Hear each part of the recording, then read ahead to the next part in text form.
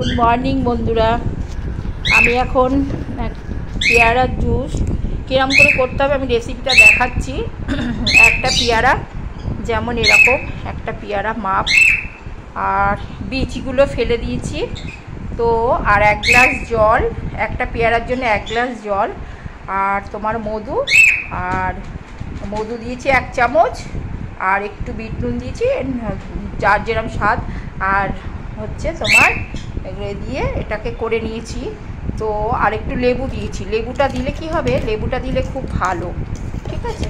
তো আর একটু মনে হচ্ছে তো যাই হোক, এই যে তো আমরা দুজনা খাবো, এটাই যথেষ্ট।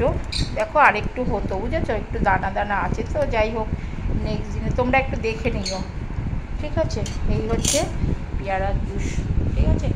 এই 1 গ্লাস জল আর একটা পেয়ারা দিয়ে করেছি, আমরা দুজনে এটা খাবো। এটাই 8 করে পেয়ারা পড়ছে, ঠিক আছে। বাই বন্ধুরা।